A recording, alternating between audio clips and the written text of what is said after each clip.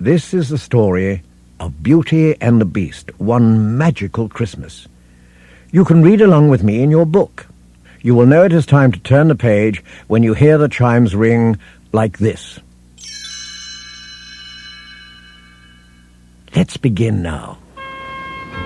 One cold December morning, Belle was in the castle stables, grooming Philippe after a quick ride. As she brushed and brushed his golden mane, she thought of the coming holiday. Philippe, remember how we used to celebrate Christmas? Papa, you and I would go into the woods and find the best tree.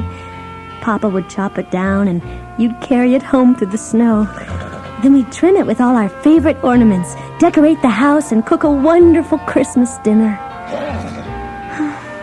I'm going to miss that. This Christmas, Belle was not going to be home with her father in their warm cottage, and the cold, dark castle that she shared with the Beast and the enchanted objects didn't have a gaily decorated tree or any signs of celebration. It looked like it was going to be a sad and lonely holiday. Belle tried to stay hopeful. Maybe the servants are planning something. I'll go find out.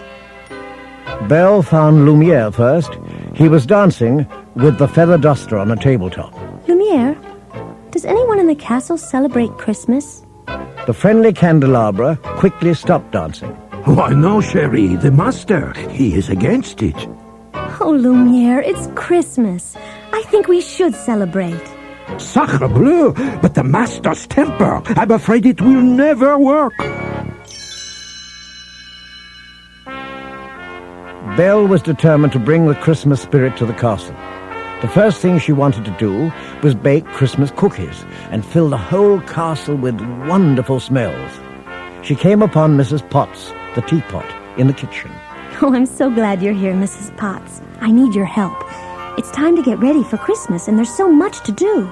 Mrs. Potts was surprised. Oh, my dear, that will never do. The master has forbidden any celebrating, especially at Christmas. Yes, I know. Belle was already looking through the cupboards. But this Christmas is going to be different. This Christmas, we're going to celebrate. Up in his room, the Beast heard laughter and chatter coming from downstairs.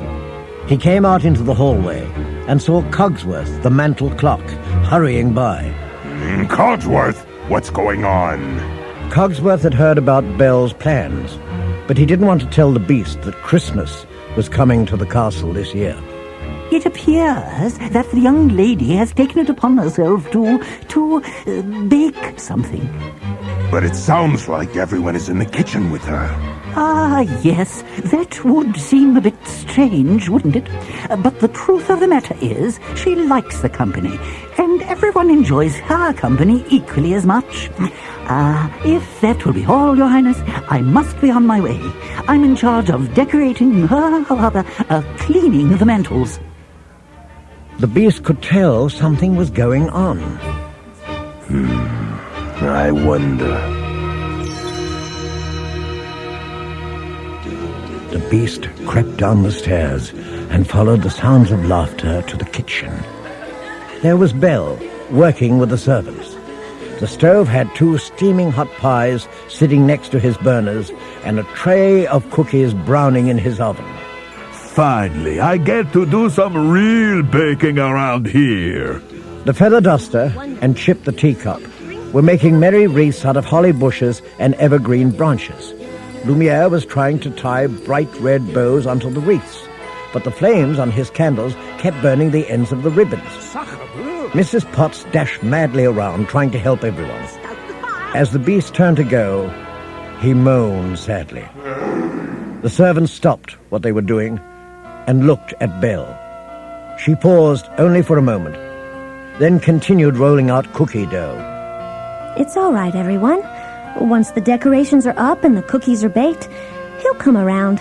Even a beast can have the Christmas spirit. You'll see. The servants hoped Belle was right.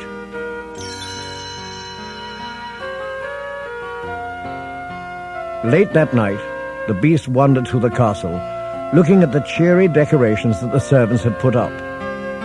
He was reminded of Christmases with his mother long ago. His eyes filled with tears, and he angrily tore the decorations down and stormed back to his room.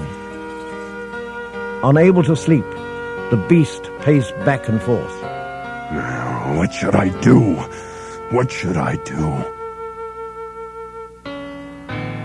The next morning, Belle discovered the decorations all over the floor. Mrs. Potts was sitting on a tea cart nearby.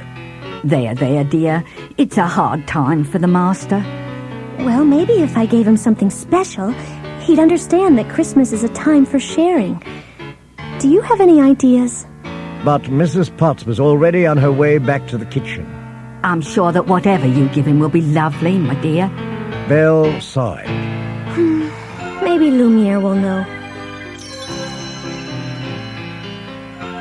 Belle found Lumiere hanging mistletoe in the hallway.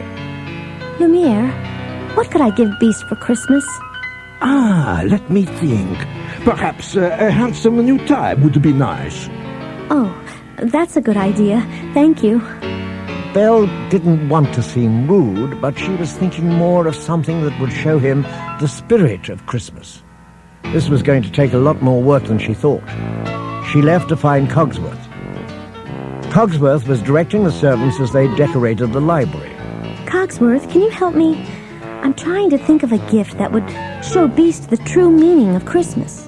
The picky mantel clock was delighted to be asked. Well, perhaps a pair of fuzzy slippers or a new robe. Belle smiled politely. Thank you, Cogsworth. That's very helpful.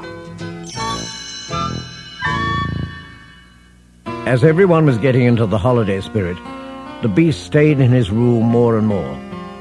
Finally, Mrs. Potts paid him a visit. You know, Master, it would be a lovely gesture if you gave Belle a Christmas gift. She's working so hard to cheer up the place, and you. What's the use? I wouldn't know where to begin. Just try, Master. It's Christmas, and I think a special gift from you would mean so much to her. The Beast knew that Mrs. Potts was right. Belle was happy when I gave her the library. What can I give her that will mean as much? Maybe I could make her something. He picked up a piece of wood and looked around his room. His eyes fell on the enchanted rose. Well, maybe. Meanwhile, Belle was in her room, feeling a bit low. She flopped down on her bed with a sigh. What can I give Beast that would mean something to him? That would make him feel the joy of Christmas the way I do? The wardrobe interrupted Belle. Cheer up, dear. Why don't you pick out a pretty dress? You know, freshen up a bit. It always helped me when I was feeling blue. Belle looked up at the wardrobe. But I need something for Beast, not for me. When you feel better, you think better. Come on, fling my doors open and take a peek. Belle smiled at the wardrobe.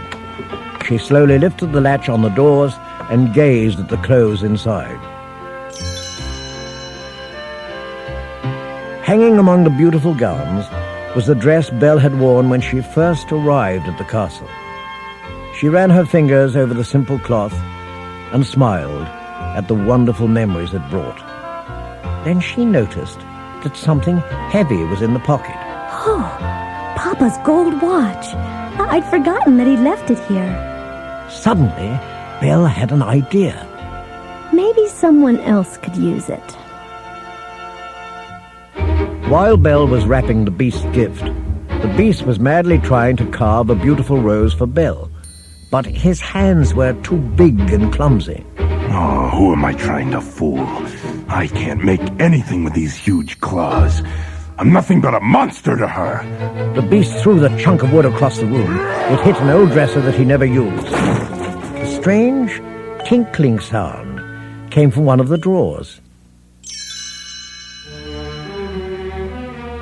Slowly, the Beast got up and walked over to the wobbly dresser. He yanked open the drawer and gasped at what he saw. My mother's musical jewelry box. The finely carved wooden box had a tiny key. The Beast could turn it only a little, but it was enough to hear the melody of his mother's favorite song. Thoughts of Belle's kindness warmed him, and he knew he had found the right gift for her. When Christmas Eve finally arrived, the castle had taken on Belle's warmth and cheeriness. There was a beautiful tree shining with candlelight and ornaments, and everyone looked forward to exchanging gifts, especially Belle. Do you think Beast will be coming down? I have something for him. Mrs. Potts shook her head. I wouldn't count on it, dear. Still, Belle was hopeful. This is so much fun, Mama. Chip was jumping up and down. Cogsworth chimed in. I'm rather wound up too.